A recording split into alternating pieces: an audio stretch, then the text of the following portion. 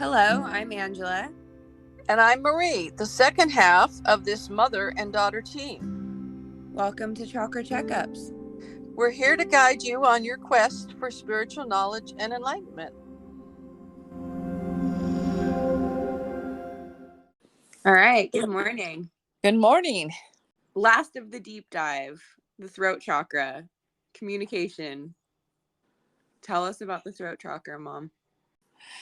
Okay, well, the throat chakra has everything to do with expression, self-expression, creativity, your ability to be creative, your ability to express yourself verbally, but also just your ability to express what you're feeling and what you're thinking and saying. People with a healthy throat chakra, they can sing, they can project their voice, they can express their opinion, they can express what they will and want to have happen. They have no problem putting out their boundaries and saying, I don't want this, I do want that. It has everything to do with that kind of a thing. And how many clear throat chakras have you seen in all of your readings? Very few. Very like a clear few. Throat chakra, what would that be like? I actually had one yesterday and I commented, wow, this is rare. It is so rare. I would say maybe 1 in 25 of the readings that I do is a pretty clear or totally clear throat chakra. So what would that look like in that person's clear throat chakra compared to their everyday life? Like they're just going along saying everything that they're thinking and not having communication issues with partners and all of the above? Well, it's not like they just run at the mouth necessarily. It doesn't mean that they don't have discernment, but they can express what they want. They tend to be creative. They tend to be happy. They tend to like to sing. They tend to like to do things with their voice. They don't hold back their opinions as much as someone would with the blocked throat chakra probably would not have an opinion. So, and the throat chakra sits right between two very important, areas, your crown chakra and your third eye and your heart chakra. And when you have a big suppressed energy there, it's hard to get a flow between the other chakras. So it kind of becomes like a bottleneck, and it kind of both metaphorically and actually gets kind of choked off. So it's very important to have it functioning properly. Yeah, because then it just affects your thyroid if it's not. It affects, yes. Well, your throat chakra sits right over your thyroid. And if your thyroid, well, what happens is if your throat chakra has very suppressed and very angry energy in it, it will suppress the thyroid function. And then you'll have a person that they go to get a test on their thyroid and they'll say, oh, you're right on the line between low and normal. You don't really need any thyroid stuff, but you're right on the line. And these are people that still have all of the symptoms of a low thyroid, even though they don't need medication. And those symptoms are, tiredness, intolerance to cold, puffy face, weight gain, dry hair, constipation, slow pulse, muscle cramps, confusion. Those are just some of them. Wow. So basically, what your thyroid does is your thyroid runs the rate and the timing of how you use energy in your body. It's sort of like a metabolic clock. And if your throat chakra is being suppressed and the energy is being depressed, then you are suppressing and depressing this very important organ that literally affects everything in your body in terms of how well it works and how it uses energy. So you're tired and you feel depressed and your whole body just isn't working as well as it would otherwise. And when those people that have that clear up the energy in their throat chakra, a lot of these symptoms go away. Yeah, that's crazy just to think um, of speaking your truth could make that much of a difference in your physical body. It can make a huge difference. And when I'm talking about speaking your truth, it's not that you cannot tell the truth. Although people that have severe problems in their throat chakra, I've seen sometimes people that they literally cannot tell the truth. They'll just choose to say, make something up, even when the truth would serve them better. They Mm-hmm. get so adapted to not speaking their truth that they just, for no reason at all, will make something up. But it more goes to, again, that sort of will and suppression of will. And people there'll be kind of situation where your friends say, oh, we want to go out, we should go to this health food restaurant, we should all have salad. And instead of saying, no, I don't really want to do that, or I would prefer to go someplace else, person with a slow thyroid would go, okay, I guess I'll have the salad, Mm-hmm. even though that's not what they want, or they don't want to go there, they don't want to go on that particular day. And they do this all through their life. I've had people that they just never express what their opinion is, and they're actually become afraid to. Yeah, I mean, I think if you're afraid of having conflict with people or being difficult, or you're one of those people pleasing type personalities, it's a lot easier to just be the one to take the back seat and be like, okay, let's go wherever you want. I don't care so long as we don't fight today. Well, that's probably true, but on an energetic level, what's happening is this person has had something go wrong, oftentimes involving a relationship that was frightening or stressful for them, and made a decision that caused their throat chakra to be suppressed or somewhat shut down. And they're spending the rest of their life reacting to that. And then they get angry because they didn't want to go have salad, or they didn't want to have pizza, or they didn't want to listen to that particular kind of music. And they don't believe that they can say what they want. They don't believe that they have permission to have that expression, Mm-hmm. even though they very much want to change. And I've talked to a lot of people and they say, well, how can I ever change that? And I tell them, baby steps. Start with the most minimal thing that you think is the least important.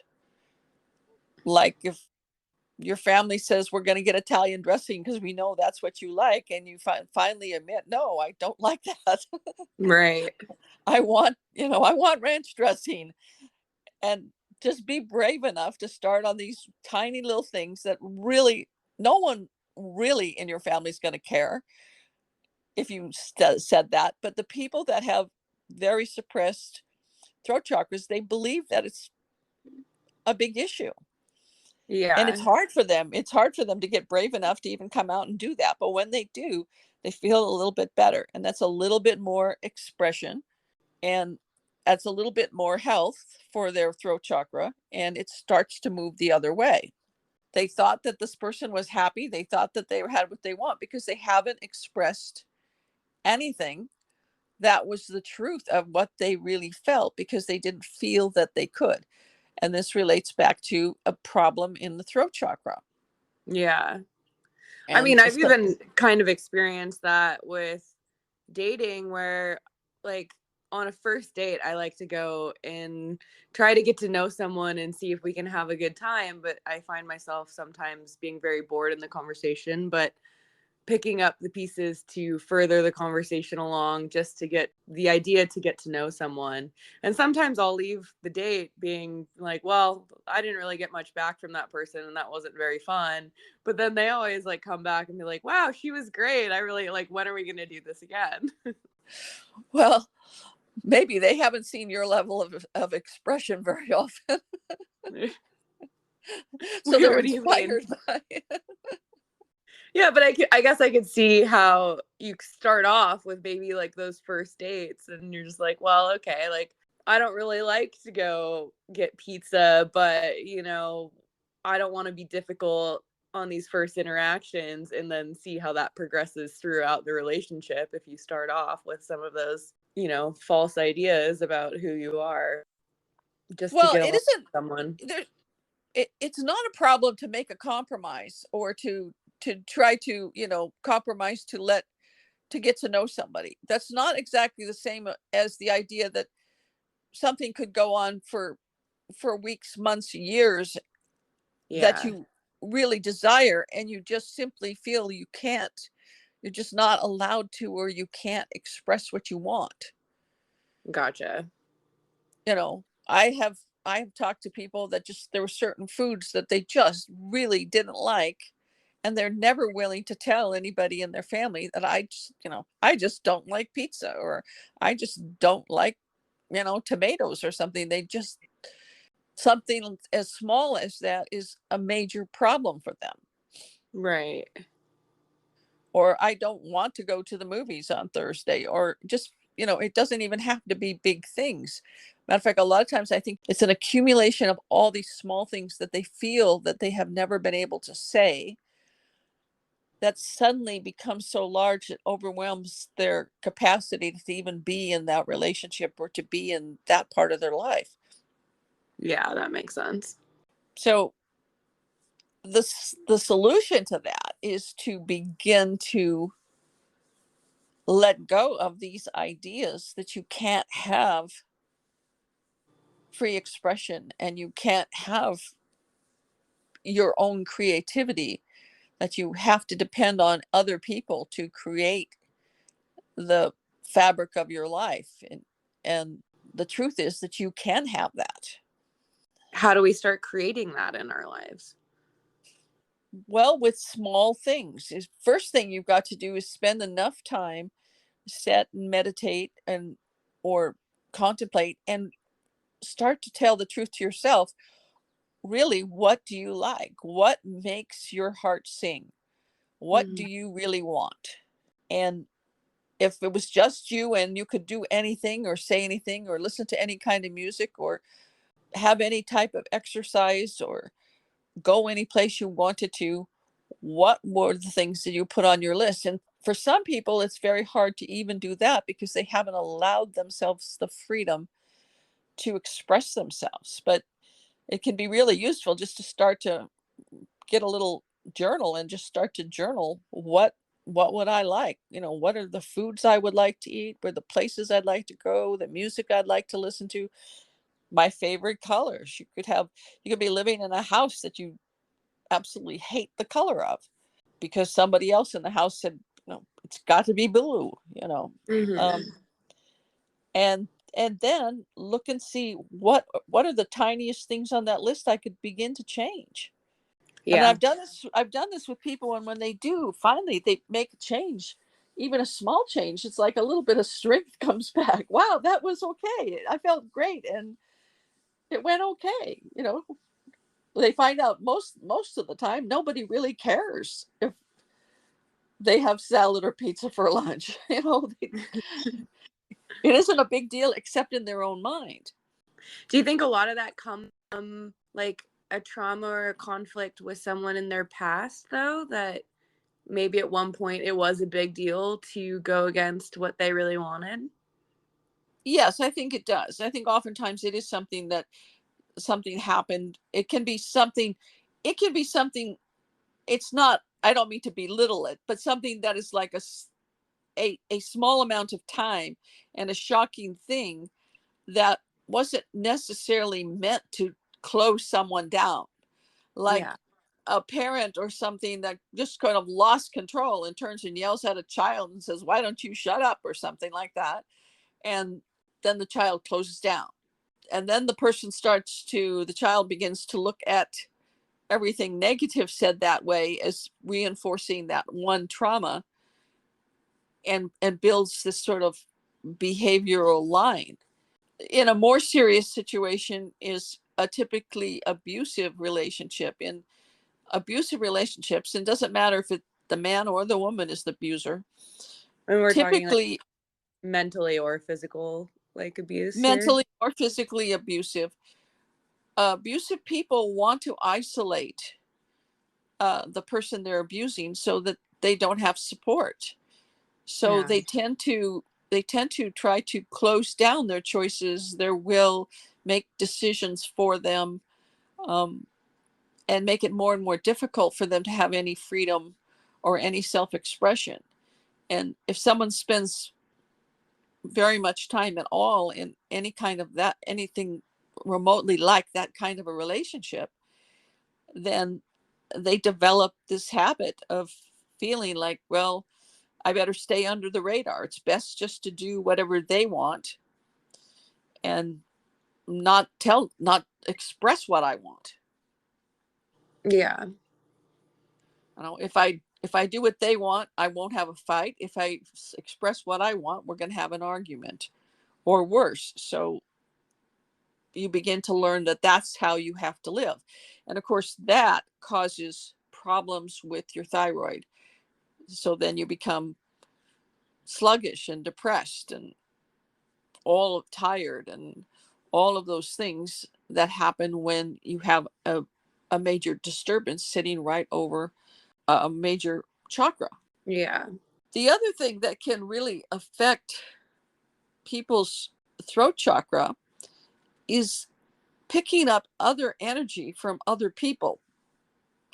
This is something I talk about a lot in a lot of the podcast, but for some reason that is not completely clear to me, when you pick up a lot of energy that is not yours and it isn't cleared immediately, it tends to affect the throat chakra and it tends to therefore affect the thyroid.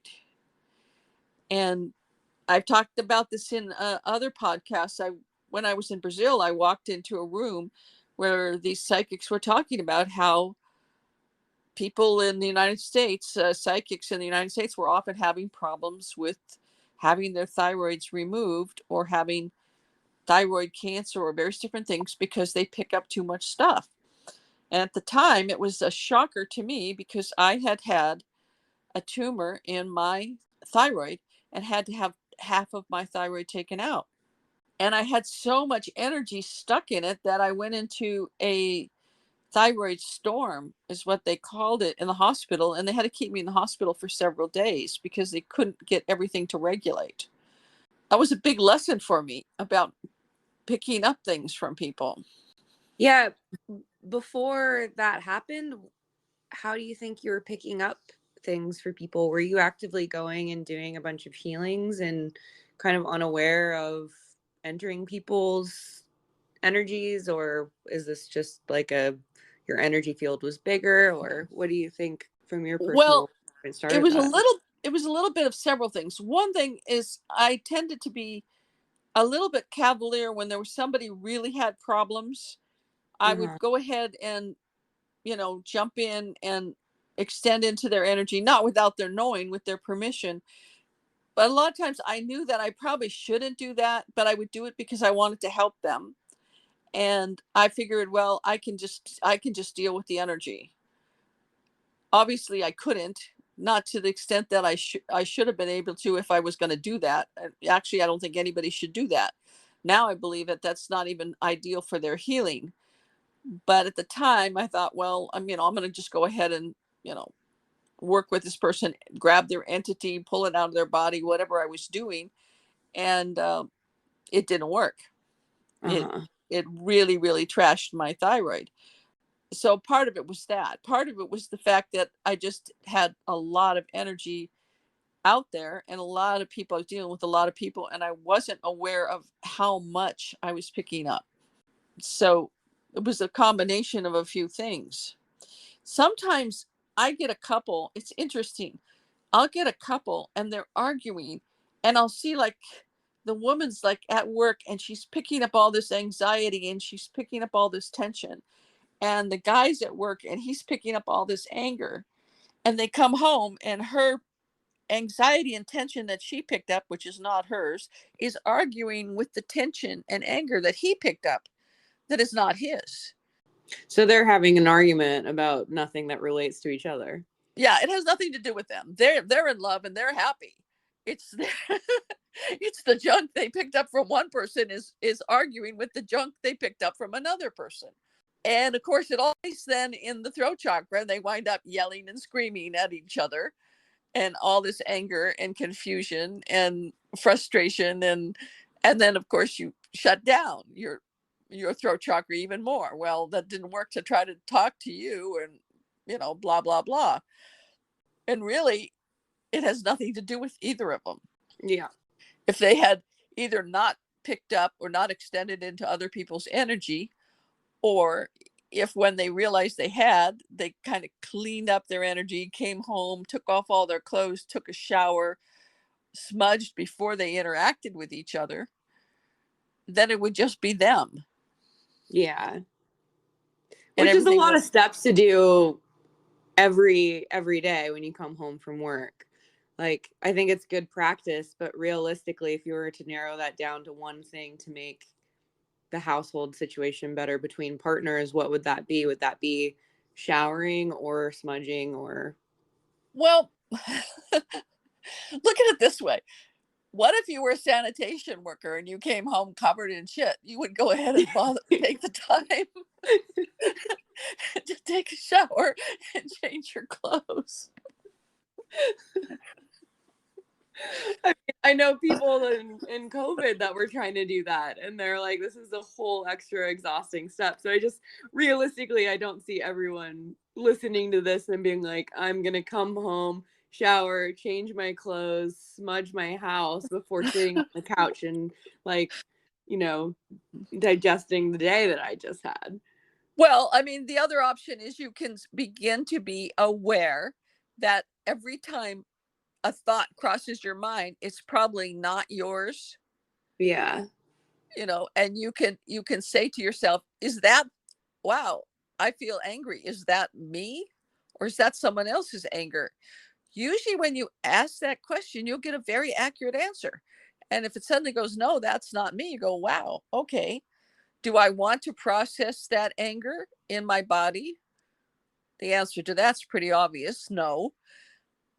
And then you say, okay, so I'm going to breathe that away from me. I don't want this in my body. I'm not going to allow it to be there. And in that moment, which this only takes seconds, I'm going to breathe that away, and I'm going to see myself surrounded by light, so I'm not attracting that. Yeah. And if you became adapted to doing that all day long, then you go home and you're in a clearer state. And then it may only take just a minute or two, even if just washing your hands, your face, the back of your neck, and thinking, I'm just going to clear my energy, have the angels help me clear my energy by running light through me a couple times, and you're good to go. Yeah. But if you're just going to ignore it, and then you go to bed, you don't take a shower, you don't deal with your energetics, and let's say you picked up anger and anxiety, and you go to sleep overnight, you integrate that into your system, and you wake up feeling this anger and anxiety, and you think it's yours. Yeah. Wow. And then you make the mistake of thinking it's yours, and there's a reason why you have it, and you look around, unfortunately, to your partner or your children and try to figure out why they made you have anger or anxiety. Yeah.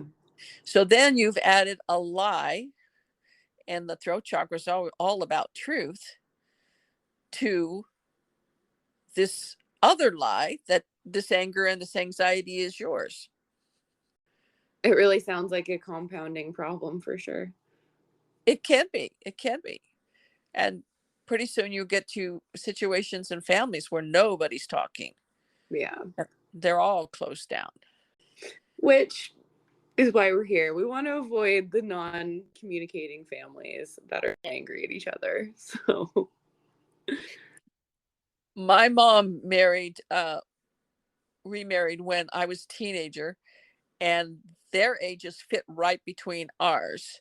So we had 10, 11, 12, 13, and 14. And we all pretty much hated each other. So it got to be just like a total war scene.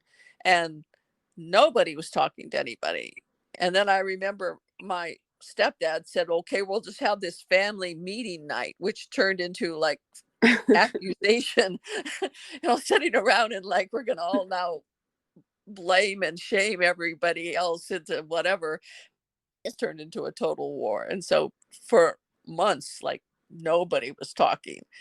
There was a lot of door slamming and not a lot of communication going on. Yeah. So it can be difficult, especially if you've got a situation where nobody's handling it in a responsible way. Yeah. Do you have tips for clear communication for us all? I mean, communication is one of the hardest things and the biggest reason everyone has a disagreement in the first place is a miscommunication. So, I think the number one thing is to be courageous.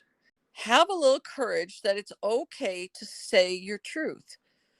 I do readings for people, and sometimes I see something that's very strange or very intense, and I don't have any information about them ahead of the time. But I just have to be brave enough to say, look, this is how it looks. And sometimes the person will say, nope, that's never happened. yeah. I've never had anything like that. And I still say, well, I'm going to disagree with you. And then, an hour later, they say, oh, wait a minute. There was one thing, I did fall off a building, you know. yeah. Yeah. You So, keep using that as a reference, and I just can't believe anyone would forget something like that. But right, exactly. So be brave enough, be a little courageous and say, okay, I'm going to take a chance there and put out what is true. Because in reality, almost everybody's a little bit telepathic. So you are expressing in your mind and in your thought forms what you want. And if you're saying something completely different, then that comes off very uncomfortable to the other person. They're saying, well, there's something about him that I just don't trust, or I just don't feel good about that person, because they get that you're lying, or they get that you're speaking your truth, or they get that they're not pleasing you. A lot of times it's hard because there's a person in the relationship, they want to please the other person, but the person they're trying to please will never say what they want because they don't believe that they can. So you have two people that can't reach a level of satisfaction in their everyday lives, and they don't know how to get there. yeah, I think it's a big deal just to know what you want. And sometimes that's hard to figure out. I know you had talked to one of my really good friends who was having problems with the guy she was trying to date, and they were not getting along. And your advice was to communicate more of what she wanted from him in terms of time spent together, etc. And I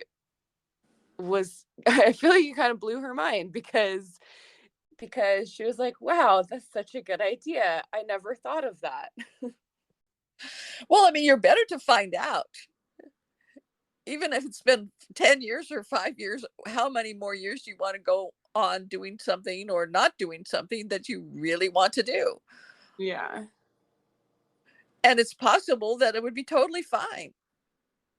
It And might I be, think a lot of times people prefer to have a little bit more direction than no direction at all. Like, it can be exhausting trying to guess what other people are thinking. And so if you're saying like, hey, it would be really nice if this weekend if we could have one-on-one time to go on a date because I'm feeling like I haven't spent any quality time with you, then your partner might just be like, wow, cool. Like, that sounds great. exactly. It's interesting. In my lifetime, the people that I've known that had the longest, happiest marriages have very demanding women. Yeah. They're very demanding. They're constantly telling their partner what I want, what I don't want, what works for me, what doesn't work for me. I would think, wow, that would be so annoying. But I've known several people that have had these marriages for like 40 years, 35 years, and the men are happy and the women are happy. Yeah. So having things kind of laid out and knowing where you're at and what's going to work and what isn't going to work sometimes can be a big relief. Yeah. I think if you walk into a house and you're doing something, you think you're doing something right, and the person still, they're not happy and they're not satisfied, and they haven't told you why, or you don't even know what they want. That's so frustrating, and it can make you feel angry. Yeah. And then it's this whole snowball that just can be very, very frustrating. Yeah. So I guess it just starts with those baby steps, journaling and finding out what it is you do want. That's one big part of it. Definitely. You have to determine if you could say anything, if you could express anything, if you could have anything, within your monetary or your physical constraints, where you live or whatever, what would that be? And how can you make that work? And then find out if the people around you, how they feel about that. You might find that they're fine with it. Yeah. I know we've talked about it more in depth, but do you want to talk a little bit about entities that can be in the throat chakra and some things caused from those? Yes, there's one particular type of entity that is very common, not very, very common, but of all the types of energetic disturbances in the throat chakra, there's this one type of entity that I see fairly often, surprisingly. And this type of entity looks like a black snake, and it usually will be wound around the throat or down the throat, around the neck, and sometimes extending into the chest or the heart area. So it'll be like this thin black snake that'll be 3 feet, 3.5 feet long, wrapped around the person's throat. And it's an interesting thing because I will write in the chakra reading. Usually when someone gets this, they're either drugged, get drunk to the point of passing out, or are drugged. Mm-hmm. They either take drugs, they get drunk, or they are drugged. And then they lose consciousness and someone takes advantage of them sexually or otherwise. And then when I talk to the person, I'll say, has that ever happened to you? And they'll go, oh yeah, lots of times. Yeah. And the interesting thing about this is that this type of entity almost always follows a history of early abuse, usually sexual abuse in their childhood. So the person was badly treated and when they were little, and then they get into their teens and they have no self-value, and they feel that they have no boundaries, and they feel that they can't really express who they are, and they just sort of give up and they go, what the hell, I might as well just go out and take drugs or get drunk or whatever.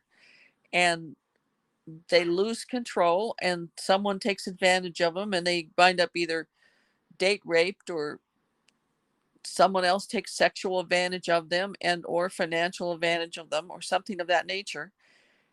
And then they feel even worse and they go, well, what the hell, I'll do it again. And the interesting thing about entities is that they tend to encourage the same behavior over and over again. So I've talked to many people that have had this same pattern, and they had it for 10 or 12 years before they kind of pulled themselves out of it. Yeah. And And how do you get rid of these types of entities? well, the first thing you have to do is you have to go back to the time and the place when your ability to express yourself, your ability to say yes or no was turned off. And Yeah. that goes back to the abuse. That goes back to the when someone took your will from you, and oftentimes they'll even say to the person, you can never say anything, or I'll hurt you, or I'll hurt somebody in your family. So their self-expression and their ability to say yes or no and their will is all taken away from them while they're being used and abused. And that sets up this very dark energy in various different parts of their chakra, but almost always in the throat chakra. And I'll see black in the throat chakra, which is an indication that they have been displaced. Part of their soul has actually been displaced into the timeline somewhere earlier, and they have no ability really to speak their will. Not that they, on some level, don't want to, but it's almost beyond their comprehension. And so it's very easy for them to fall into a situation where they'll do themselves harm, and they'll allow other people to do harm to them. Mm-hmm.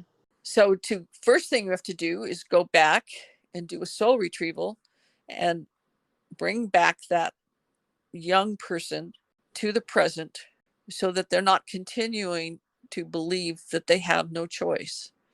When you bring back a displaced part of yourself where there is dark or there's an entity, the entity will go. Entities are actually like beings of service. Something happened to you, you went away, and this dark energy comes and holds the space where you were gone, and it mimics the behavior or the issue, so you won't forget about it.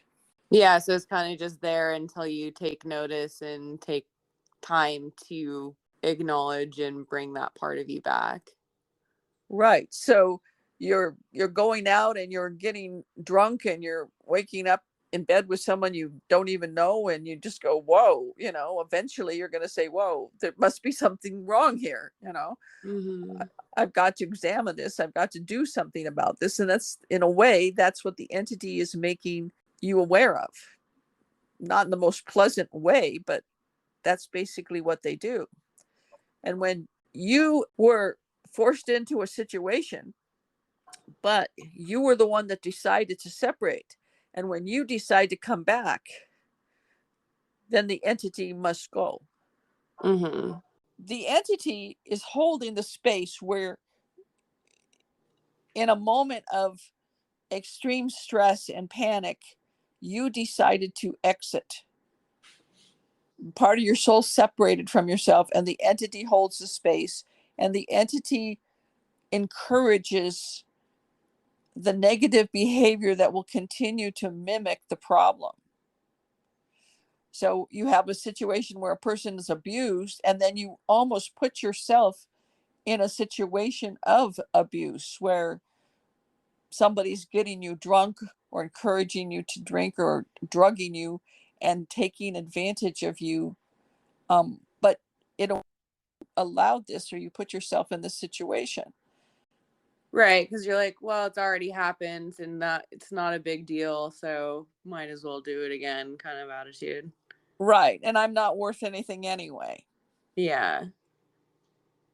And so when you bring back that part of you that was missing and breathe that back into your chakra system and realign, then suddenly those feelings that initially you had initially had in the trauma, they dissipate, and now you have a sense of self-worth and a sense that you can say yes or no, and you're like, whoa, there's no way I would want to do this again.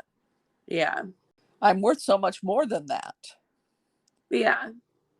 And you begin to feel joyful again, and then you can say no. Someone says, well, you want to go out and get drunk, and no, I don't want to do that.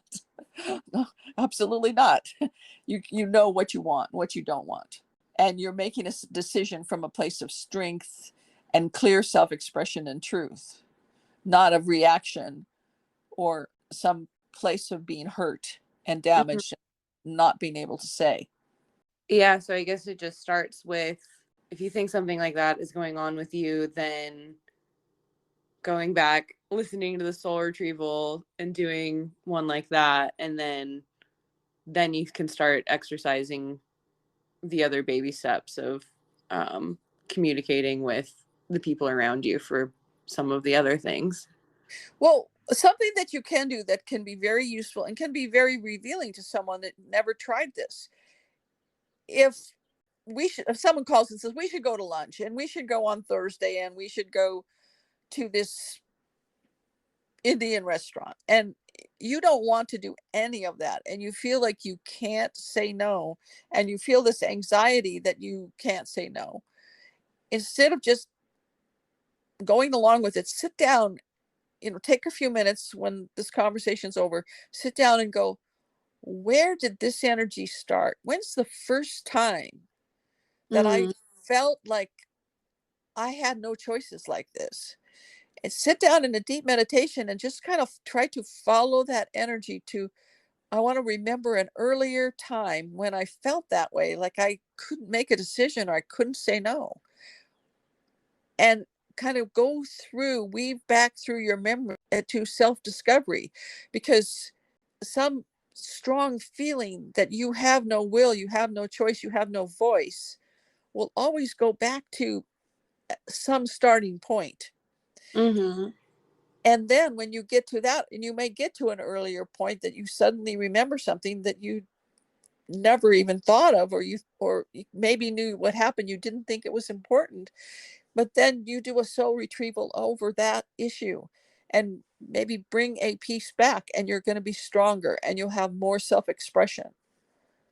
And then if something like that happens again, do it again, and maybe you'll find another piece. Mm-hmm. And So bit this is by bit. where your mind is going when you're thinking down these lines, instead of brushing it off and being like, well, that wasn't a big deal. But if it's like the thing that keeps coming to mind, then you're doing a soul retrieval on that.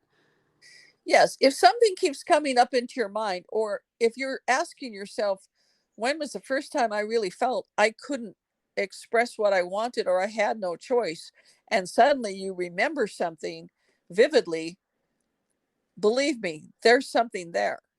Uh-huh. Trust your instincts, trust where your memory took you, because it wouldn't pop up if it's okay. Yeah. The things that people remember traumatically, sometimes of course you block them, but the things that you remember that are traumatic, you're remembering them for a reason. It's not just random. And the traumatic things that you remembered but you kind of got over, and you're like, like someone will say, oh, remember when your brother did this, and you go, oh yeah, I guess I do. That was no big deal. Those things are healed. Mm-hmm. But if you're asking yourself, when did I lose my ability to say what I wanted? And suddenly you remember someone screaming at you saying, why don't you shut up? Your vote doesn't count, or something like that. Well, then that is something that you need to work on. That point in time can be a real key to winning back your will and being able to have free self expression again. And a soul retrieval takes about 5 minutes. Yeah. I think some of this sounds so repetitive to say it over and over again, but the soul retrievals that I've done have been so helpful, like more helpful than the 2.5 years of therapy that I've been in, talking about some of the same traumas. Ouch, I hope your therapist isn't listening. Not to say that she hasn't been amazing and helpful, but it's, it's interesting that it only does take 5 minutes, I guess is what I'm trying to say. Yes, of course.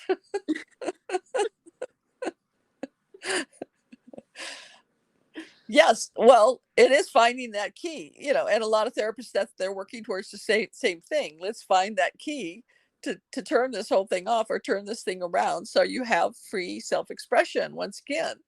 Yeah. So you can have what you want, or say what you want, at least give everybody in the family a clue what you want. Yeah. I have been My first husband was violent, became violent, and I got so used to not saying what I wanted that, and then I had several relationships and people would say, "I this is the kind of music I like. What do you like?" I'm like, "That's fine." And then I began to realize I hated music because I was always listening to music that I didn't like. And And every once in a while kind I'd of play music something you I like- like and they'd go, "What the hell? Why are you playing that?" and do you know what kind of music you like to listen to now? Well, I like what I've always liked. I like classical music. I like classical guitar. And I like rock and roll.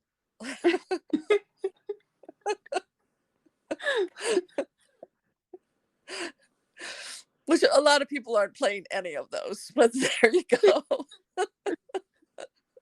It's not too often you turn on the radio when they're playing Segovia's classical guitar.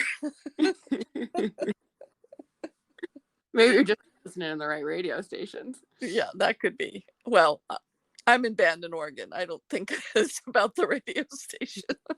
I know you're so far behind. There's this whole music thing called Spotify that we're play all of our things with. You have the whole world's selection of music at your fingertips. If I could teach you how to use an app. Someday, someday. Compromise is different than not speaking your truth. But if you are with someone who likes country and you hate country, where's the line between compromise and holding back? Well, I think that's why they have those little earbuds.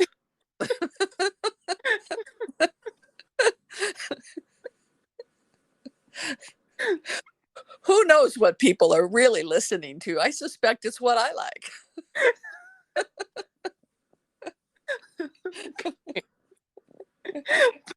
But no, for real though, like when we Well, start changing the thing from, you know, I'm in a relationship and I'm compromising to, you know, I'm now just being complacent with what's going on. well, that is a tricky thing because relationships really, a long-term relationship shouldn't be, in my opinion, determined by love. Just the ability to love psychic people or loving people can love just about anybody. It should be based on compatibility, based on a lot of things like that. You know, do you want to live in the mountains or on the by the ocean?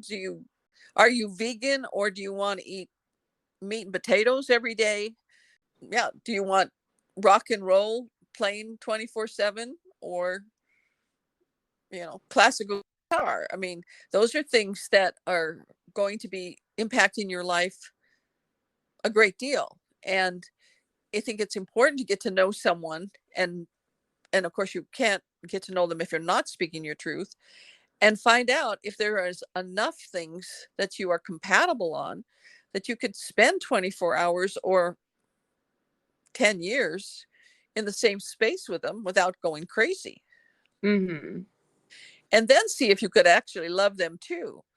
But if all of that is on their list and your list is completely different, you're going to have difficulties. Yeah. Because if you're only eating vegetables and your partner wants to eat rare meat, it just doesn't work out that well. Yeah. And I mean, I think some things of just being like, I'm a morning person to a night owl can make a big difference in compatibility with like sleeping next to someone over a long period of time. Exactly. And that isn't necessarily about communication. Well, it is about letting them know so you can say, well, that's not going to work. Or I let my dog sleep on the bed and, oh, I'm allergic to dogs. Those are big things. Yeah. That can be definitely a major thing in a relationship. So, a healthy relationship, you've got to have enough communication and enough truth going in and throughout the history of it that you can make it work out. And sometimes you do have to compromise, but and be willing to, and that's part of an act of love and allowing the other person to have their part of the space. But if everything's on a different page, then you may love each other, but you're just not designed to live with each other. Yeah. And that just, sometimes that happens. Yeah, I think it happens a lot more often than we think. I think it happens in a lot of relationships. The big lie that people tell themselves, and sometimes they tell the other person, is that I can change this person. I love them so much and I'm going to change them. I'm going to get them to like classical guitar music and, you know, red meat. Mm-hmm. And that just doesn't happen. And then there's upset and anger and disappointment and frustration and all of that, because you're telling yourself a lie, or you're telling them a lie. You think that if you just love them enough, you're going to change them, or they're going to come around to your taste, or they're going to come around to your preferences, or they're going to develop your religion. And that's probably not going to happen. Yeah. Everyone's got to come to it on their own terms. Yeah. What people want, what they want, a lot of times they have their history, they have their culture, and they have their family, and those things you can't necessarily change, and you may not really have the right to try to change. So you have to look at all those things and say, well, is this something that's going to fit in to my lifestyle, or I can compromise with enough in my lifestyle that I can be happy with it? And tell yourself the truth about that. Don't lie to yourself and pretend that it's going to be okay when you know right away it's not going to be okay. Yeah, I know a lot of us are really good at lying to ourselves, so I'm probably one of them. And that's important too. Yeah. Self-deception is another aspect of the throat chakra. You need to be willing to be able to speak your truth to yourself and to whoever else. And when you do, you're going to be, overall, you might have a little bit of bumps and hurdles as you sort everything out that you weren't being truthful about. But once you get on the right path, then you're going to feel better. Well, it's kind of like exercising for the first time, right? Like the first time is really painful and you're sore, and then you keep doing it, and then it's easier and easier as you have that habit built up. And And you then feel better. and then it just becomes part of your everyday life. Yeah. And it feels better. You feel better. Your life is better. You're healthier. You're self expressive. And people in general really appreciate and like people that have good self expression. Mm-hmm. They admire it and they want to be around that. And if your thoughts are matching what you're saying, then they know you're trustworthy, and Mm-hmm. they feel like you're trustworthy, and they go, I know I can trust you, because what they're getting with their mental telepathy and what you're saying match up. So then they feel like, wow, yeah, I can trust that person. Mm-hmm. So it actually works out very much to your advantage. Awesome. Be true to yourself. You'll be happy and joyful. If you have something to say out there, we have, of course, the link in the podcast description to tell us about your throat chakra, your communication, any other questions you may have for us. That's available. And I think we might have one more episode next week, and then we are taking a break for a little bit. Yes. Okay. So we will have another episode for you next week. And hopefully we get to hear from some of you out there. Until next week.